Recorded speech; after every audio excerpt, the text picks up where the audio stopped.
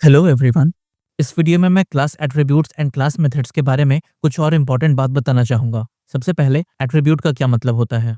Attribute simply एक variable है जो या तो क्लास से बाइंड होता है या फिर उसके ऑब्जेक्ट से बाइंड होता है। इसे एक्सेस करने का तरीका बहुत सिंपल है, वो है डॉट नोटेशन का यूज करना। अगर क्लास लेवल पे है तो क्लास नेम डॉट एट्रीब्यूट का नाम, एंड अगर ऑब्जेक्ट या फिर इंस्टेंस लेवल पे है तो ऑब्जेक्ट डॉट एट्रीब्यूट का नाम। अब आते हैं क्लास एट्रीब्यूट पर। जैसा मैं पिछले वीडियो में बताया था कि वो एट्रीब्यूट होता है जो क्लास लेवल पर डिफाइन किया जाता है। दैट मीन्स क्लास के बॉडी में, लेकिन मेथड के बाहर। इनकी एक खास बात ये होती है कि ये सारे ऑब्जेक्ट के बीच शेयर होते हैं। मतलब एक बार वैल्यू सेट हो गई तो हर ऑब्जेक्ट को वही वैल्यू मिलेगा, अनलेस आप इसे एक्सप्लिसिटली चेंज ना करें स्पेसिफिक टू दैट ऑब्जेक्ट। जैसे सैंपल के तौर पे आप इस कोड को देखिए। ये क्लास है कार एंड इसके दो क्लास एट्रीब्यूट हैं, पहला व्हील्स एंड दूसरा total cars. And then init method है जिसके अंदर कार का ब्रांड और कार का कलर है, एंड साथ ही कार का काउंट 1 से बढ़ रहा है। नाउ इस पूरे कोड में व्हील्स इक्वल 4 हर कार के लिए सेम रहेगा, और ये टोटल कार्स भी एक क्लास एट्रीब्यूट है, लेकिन ये एक काउंटर की तरह काम करेगा। जितनी बार ऑब्जेक्ट बनेगा हम इसे इंक्रीमेंट कर देंगे, और यही कंस्ट्रक्टर के अंदर ब्रांड और कलर हमेशा की तरह हर इंडिविजुअल ऑब्जेक्ट के लिए अलग अलग रहेगा। अब मेथड्स की बात करते हैं, क्योंकि क्लास के अंदर जो फंक्शंस लिखे जाते हैं उन्हें ही हम मेथड्स कहते हैं। जनरली हम मेथड 3 कैटेगरी में डिवाइड कर सकते हैं। पहला इंस्टेंस मेथड जो इंडिविजुअल ऑब्जेक्ट पर काम करता है, दूसरा क्लास मेथड जो क्लास लेवल पर काम करता है और क्लास एट्रीब्यूट को एक्सेस या अपडेट करता है, and third is static method जो क्लास से रिलेटेड होता है लेकिन ना क्लास एट्रीब्यूट को यूज करता है ना इंस्टेंस एट्रीब्यूट को। चलिए इसे एक एक करके समझते हैं। इंस्टेंस मेथड वो होता है जिसका फर्स्ट पैरामीटर हमेशा सेल्फ होता है, इस बात को याद रखिएगा। सेल्फ बेसिकली उस स्पेसिफिक ऑब्जेक्ट को रेफर करता है जिसके ऊपर मेथड कॉल हो रहा है। और ये जो इंस्टेंस मेथड है ये बेसिकली दो चीज को एक्सेस कर सकता है। पहला इंस्टेंस एट्रीब्यूट जैसा आप जानते हैं, self dot brand, self dot colour etcetera, and second is class attribute जैसे कार्ड्स डॉट व्हील्स या cards dot total cards. For example इस कोड को जब मैं कंटिन्यू करूंगा तो मैं लिखूंगा डेफ इन्फो, देन मैं प्रिंट कर दूंगा inside of string self dot colour self dot brand. अब इंस्टेंस मेथड के बाद आता है क्लास मेथड, जिसका मेन आइडिया होता है कि ये क्लास से बाउंड होता है ना कि इंडिविजुअल ऑब्जेक्ट से। मतलब क्लास मेथड को कॉल करने के लिए आपको ऑब्जेक्ट बनाने की जरूरत नहीं होती है, आप उसे डायरेक्ट क्लास के थ्रू कॉल कर सकते हैं। और इसका फर्स्ट पैरामीटर सेल्फ कभी नहीं रहता है, बल्कि CLS होता है जो क्लास को रिप्रेजेंट करता है। पाइथन में क्लास मेथड बनाने के दो तरीके होते हैं। पहला @क्लास मेथड डेकोरेटर का यूज करना, एंड दूसरा क्लास मेथड फंक्शन से रैप करना। पहले मैं आपको बताता हूँ कि @क्लास मेथड डेकोरेटर का कैसे यूज करेंगे। एंड क्लास मेथड बनाने के लिए हमेशा ये डेकोरेटर यूज करना ही रिकमेंड करा जाता है। Let me give you an example. यहाँ पर मैं एक बुक का क्लास बनाऊंगा, so class book, then total books is 0। ये एक काउंटर है जो कि टोटल बुक्स को काउंट करेगा। फिर मैं इनिट कंस्ट्रक्टर की मदद से इस बुक का टाइटल, ऑथर और लैंग्वेज डिफाइन कर दूंगा, और ये लैंग्वेज बाय डिफॉल्ट हिंदी रहेगा। एंड इसके बाद ये जो बुक का काउंट है इसे मैं बढ़ा दूंगा। अब इसके बाद इस इनिट कंस्ट्रक्टर से बाहर निकल करके मैं सबसे पहले क्लास मेथड के डेकोरेटर को लिखूंगा, और ये क्या क्लास मेथड होगा, शो काउंट।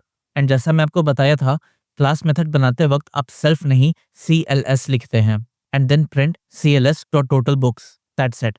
अब मैं इस क्लास से बाहर निकल करके सबसे पहले ऑब्जेक्ट बनाऊंगा।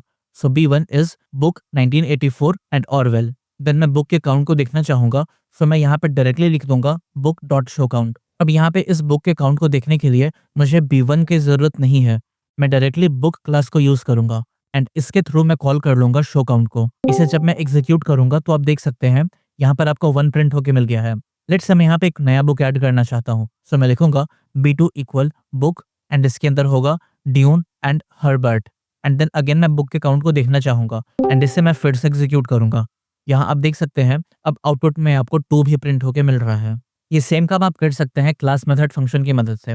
ये बस इन्फॉर्मेशन के लिए मैं आपको बता रहा हूँ, बट यूजुअली ये तरीका यूज नहीं करना चाहिए और ये डिस्करेज भी करा जाता है। यहाँ पर मैं बुक बना लिया, शो काउंट का फंक्शन भी बना लिया, और ये जो शो काउंट है इसे मैं क्लास मेथड फंक्शन के अंदर पास कर दिया, दैट्स इट। अब इसके भी टोटल बुक्स को मैं बुक डॉट शो काउंट की मदद से देख सकता हूँ। Now finally third one is static method. Static method basically एक नॉर्मल फंक्शन होता है जो क्लास के अंदर डिफाइन होता है, लेकिन इसका पैरामीटर ना ही सेल्फ होता है और ना ही CLS। मतलब इसे ऑब्जेक्ट का डेटा भी नहीं चाहिए और क्लास का डेटा भी नहीं चाहिए। अब इसे कब यूज करना चाहिए, जब आपको कोई ऐसा बिहेवियर डिफाइन करना हो जो क्लास से लॉजिकली कनेक्टेड हो पर उसे इंस्टेंस एट्रीब्यूट या क्लास एट्रीब्यूट की जरूरत नहीं पड़े, तब आप स्टैटिक मेथड का यूज करेंगे। पाइथन में स्टैटिक मेथड बनाने का भी दो तरीका होता है। पहला है @static मेथड डेकोरेटर जो कि रिकमेंडेड है, and second is static method function. ना जैसे आप क्लास मेथड बनाए थे, एग्जैक्टली सेम तरीका है स्टैटिक मेथड को बनाने का। एग्जांपल के तौर पे मैं एक मैथ टूल्स नाम का क्लास बनाऊंगा एंड इसके अंदर एक स्टैटिक मेथड बनाऊंगा स्टैटिक मेथड डेकोरेटर की मदद से। एंड ये जो फंक्शन होगा ये होगा डेफ ऐड, एंड ये जो रिटर्न करेगा वो ए और बी के सम को रिटर्न करेगा। अब अगर मैं इसके सम को प्रिंट करना चाहूंगा तो मैं कुछ ऐसे लिखूंगा इस क्लास के बाहर निकल के, प्रिंट mathTools.add, एंड इसके अंदर मैं 2 एंड 3 पास कर दूंगा। इसे जब मैं एग्जीक्यूट करूंगा तो आउटपुट में मुझे 5 मिल जाएगा। अच्छा, अगर मैं इसके इंस्टेंस बनाया तो मैं लिखा m equal math tools and then मैं प्रिंट फंक्शन के अंदर m.add लिख करके इसके अंदर 4 एंड 6 पास करके इसे एग्जीक्यूट करा तो भी ये मुझे 10 प्रिंट करके दे देगा। और वहीं दूसरी तरफ अगर आप स्टैटिक मेथड फंक्शन को यूज करना चाहते हैं तो वो कुछ ऐसा दिखेगा। इस फंक्शन को बनाने के बाद आप इसे स्टैटिक मेथड फंक्शन के अंदर पास कर देंगे, दैट्स इट। एंड इसे यूज करने का तरीका एग्जैक्टली सेम है, which will give you the output 5, that's it। अब अगर एक छोटे से समरी के फॉर्म में मैं बता दूं कि कब क्या यूज करना चाहिए तो ये कुछ ऐसा है। इंस्टेंस मेथड आप तब यूज करेंगे जब आपको ऑब्जेक्ट का डेटा चाहिए होगा, और ध्यान रहे यहाँ पर आप सेल्फ यूज करिएगा। आप क्लास मेथड का यूज तब करेंगे जब आप क्लास लेवल पर काम कर रहे हैं और आपको क्लास लेवल की डेटा चाहिए, जैसे कि काउंटर, कोई कॉन्फ़िगरेशन या कोई ऑल्टरनेट कंस्ट्रक्टर एटसेट्रा।